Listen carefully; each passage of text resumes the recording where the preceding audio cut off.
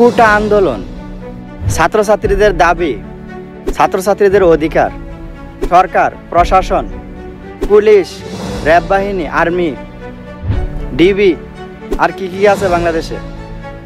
এই যে কোটা, সরকার থেকে একটা ঘোষণা দিল যে কোটা এভাবে এভাবে এভাবে দেওয়া হবে, আর এটা নিয়ে কি শুরু হয়ে গেল? সাধারণ ছাত্রছাত্রীরা তারা এই জিনিসটা মেনে নিতে পারেনি এবং তারা রাস্তায় নেমে পড়লো মিছিল করার জন্য। রাজপথে তারা যখন মিছিল শুরু করলো আপনার এই কোটা আন্দোলন নিয়ে, তখন এই সরকারের ঘুম হারাম হয়ে গেল, প্রশাসনের ঘুম হারাম হয়ে গেল। কেন? সামান্য তারা এই ছাত্রছাত্রীরা মিছিল করবে কোটা আন্দোলন নিয়ে। সরকার যেটা বলেছে সেটাই মেনে নিতে হবে। আমি সরকারকে বলবো যে আপনি এই তিলে তিলে সোনার দেশটা এত সুন্দর ও সুস্থ সবলভাবে গড়ে তুলছিলেন, এখন আপনার এই সোনার দেশের কি পরিস্থিতি আপনি কি চোখে দেখেন না? এই নিউজগুলি, বাংলাদেশ এখন বর্তমানে সব দিক দিয়ে আপনার অন্য অন্য দেশ থেকে পিছিয়ে যাচ্ছে এবং অনেক পিছিয়ে পড়ে যাবে বর্তমানে। কেন বলতেছি দেখেন, এখন প্রবাস থেকে প্রবাসীরা তারা রেমিটেন্স পাঠাচ্ছে না। সকল প্রবাসীরা তারা একত্রিত হচ্ছে যে আমরা রেমিটেন্স পাঠাবো না দেশে। কাঁচা বাজারে ধস নেমে এসেছে, আমদানি রপ্তানি হচ্ছে না অন্য অন্য দেশের সাথে। ফেসবুক, টুইটার, ইউটিউব এইগুলা বদ্ধ করে মানুষের মুখ তো বদ্ধ করা যাবে না। ফেসবুক বদ্ধ করতে পারবেন, ইউটিউব বদ্ধ করতে পারবেন, কিন্তু মানুষের মুখ তো বদ্ধ করে রাখতে পারবেন না। ফেসবুক, ইউটিউব হয়তো আপনি বাংলাদেশের মধ্যে বদ্ধ করবেন, কিন্তু অন্য অন্য দেশে কীভাবে বদ্ধ করবেন?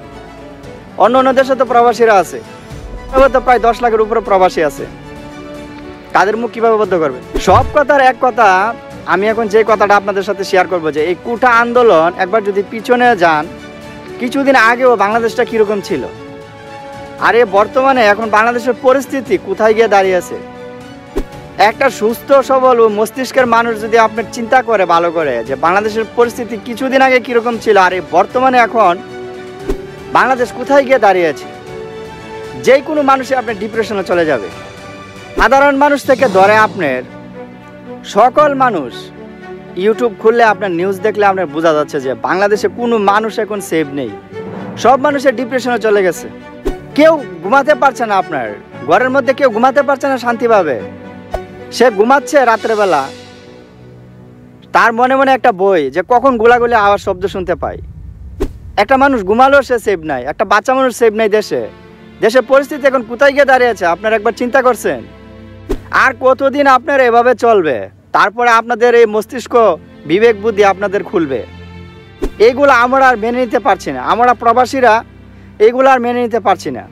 কারণ যখন ইউটিউব খুলি, ফেসবুক খুলি, শুধু এরকম নিউজ, বাংলাদেশে এই হচ্ছে, ওই হচ্ছে, কোটা আন্দোলন মানছে না, এটা ওঠা, আপনার একটা না একটা এই যে নিউজগুলো আমরা দেখতে পাই, আমাদের কাছে কিন্তু একবারে ভালো লাগে না। আমরা এই নিউজগুলো আর চাচ্ছি না ইউটিউব, ফেসবুকে। আমরা ভালো ভালো নিউজ চাচ্ছি। বাংলাদেশের শান্তি ফিরে এসেছে, বাংলাদেশে ভালো একটা সুস্থ ও সুন্দর একটা আলোচনা হয়েছে, আমরা এরকম নিউজ চাই। এভাবে তাজা তাজা প্রাণগুলো ঝরে যাবে, এভাবে আমরা কোনোদিনও কাম্য করিনি। কোটা আন্দোলন নিয়ে একটা প্রাণও আর ঝরে যাক, আমরা আর এগুলা চাই না। আমরা চাচ্ছি এখন বাংলাদেশের শান্তি, সুস্থ সুন্দর ভালো একটা আলোচনা হোক, যে আলোচনাগুলো বাংলাদেশকে শান্তির পথে ফিরে নিয়ে আসবে।